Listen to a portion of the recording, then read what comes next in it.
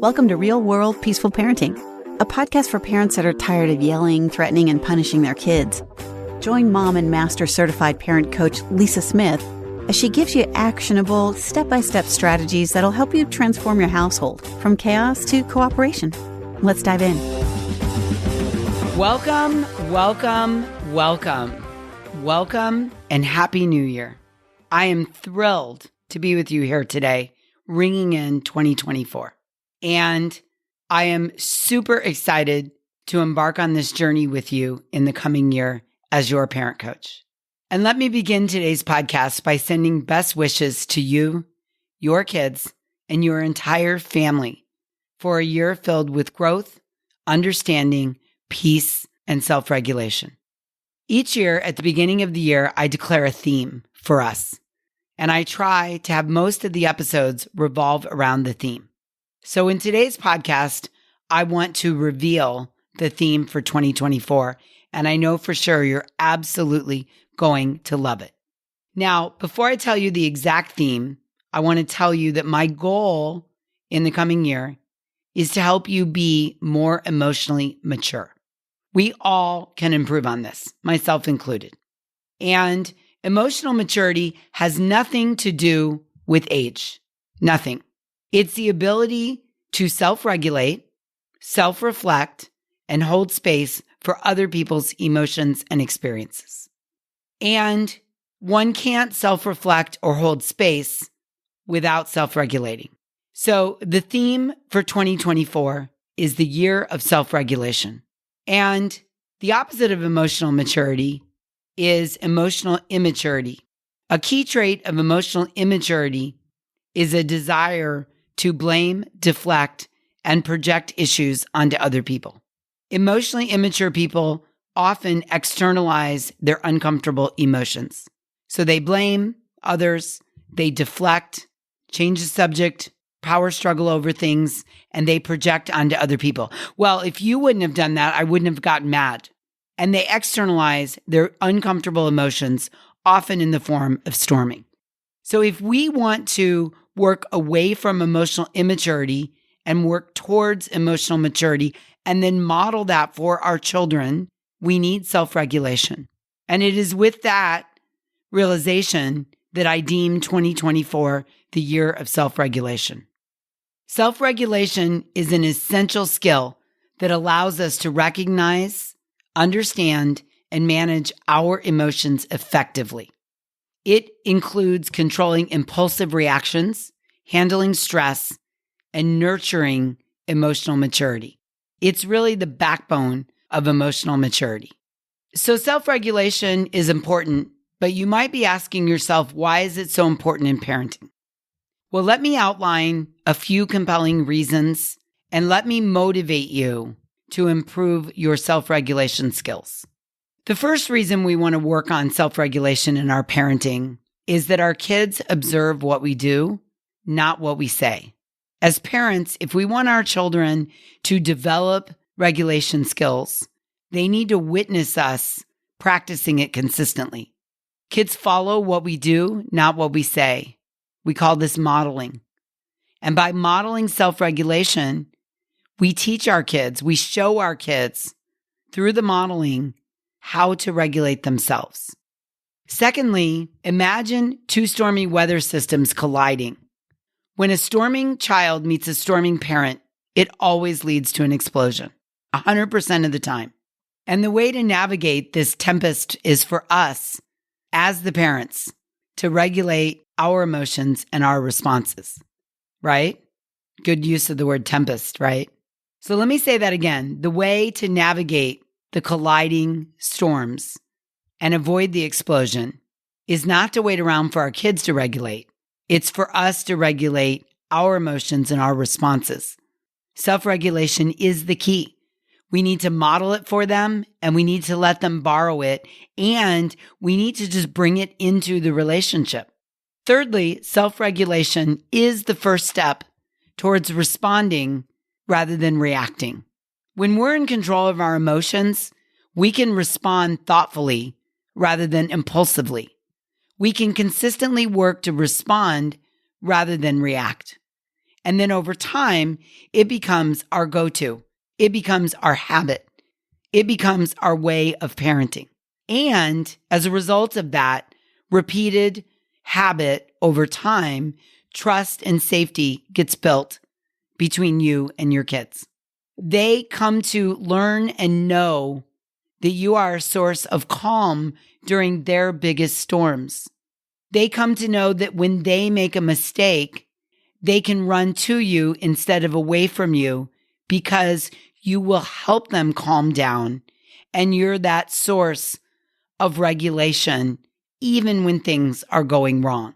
They learn that you are part of the solution instead of being someone who brings their own storm to the party for an explosion.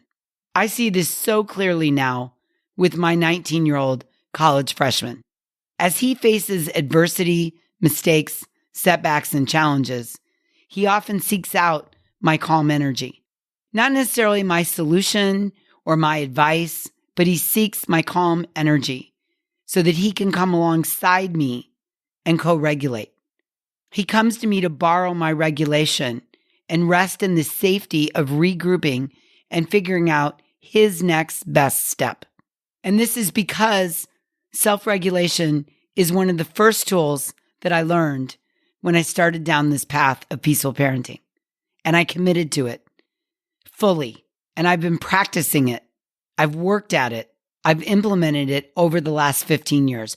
Not always perfectly and not 100% of the time.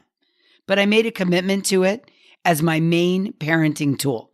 And I've developed the skill and the habit so that now, more often than not, it's my go-to when he's storming. And I can see the commitment to showing up as a regulated parent with my kid, who's often very, very, very dysregulated, is paying off tenfold. And I want that for you and your kids. Self-regulation is the backbone to connection and cooperation with your children. Let me say that again. Self-regulation is the backbone to connection and cooperation in the relationship between the parent and the child. And lastly, when we practice self-regulation, it enhances our well-being. We feel better about ourselves, about our parenting, and the environment we create for our kids.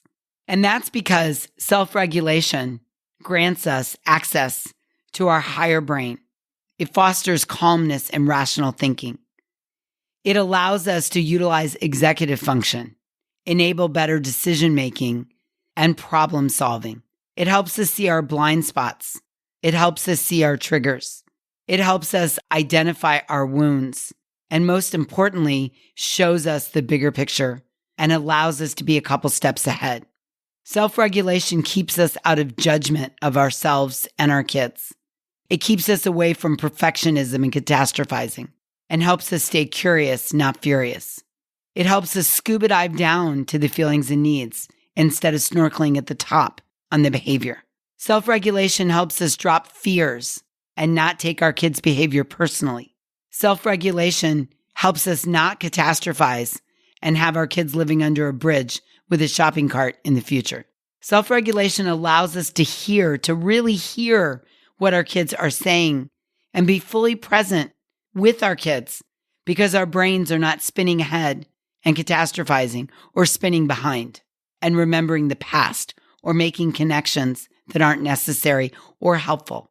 And it allows us not to snorkel at the top with the quote bad behavior and focus on that, but rather scuba dive down to the feelings and needs and wonder what's going on with the whining, the sibling fighting, the sneaking the iPad, the not turning in the homework, the saying no all the time.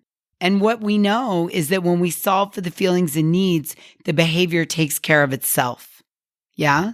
Yes. Self-regulation is the key that unlocks all those doors. And when you're unlocking those doors, you just feel calm and like your best self. And I want that for you, and I want that for your kids. So throughout this year, we're going to explore various avenues to learn, engage, and support self-regulation.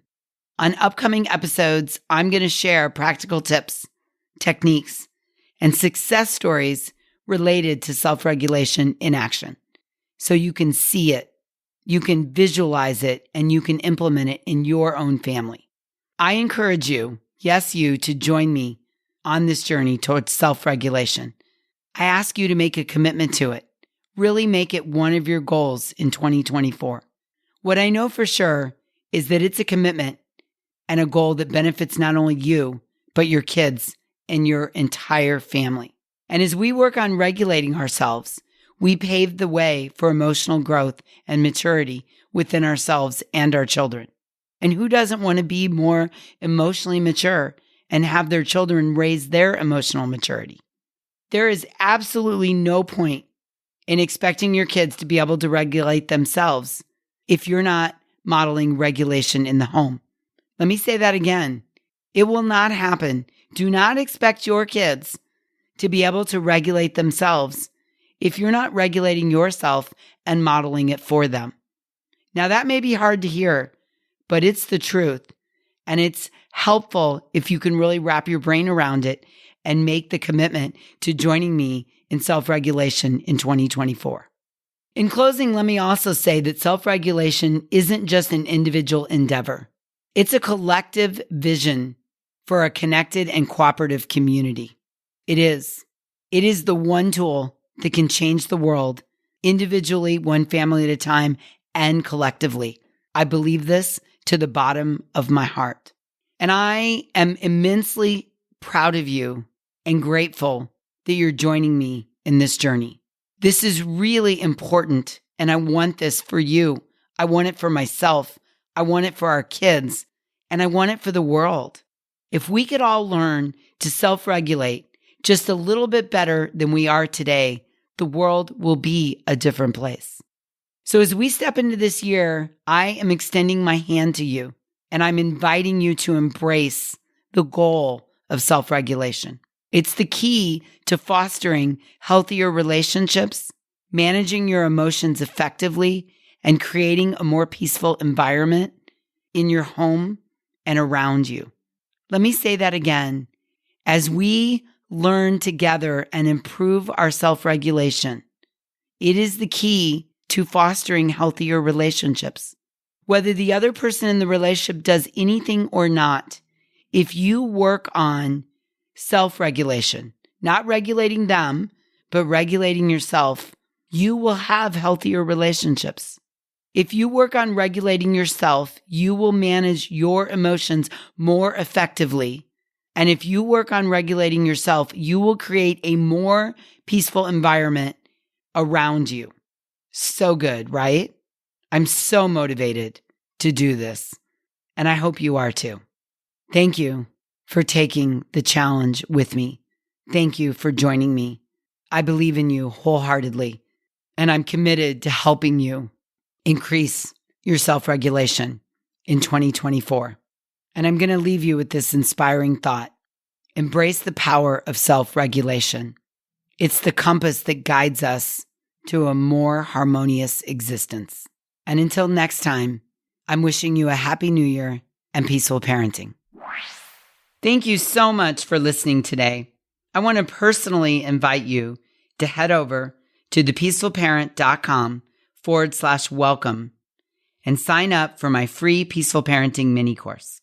You'll find everything you need to get started on the path to peaceful parenting just waiting for you over there at www.thepeacefulparent.com/welcome. Can't wait for you to get started. Thanks for listening to Real World Peaceful Parenting. If you want more info on how you can transform your parenting, visit thepeacefulparent.com. See you soon.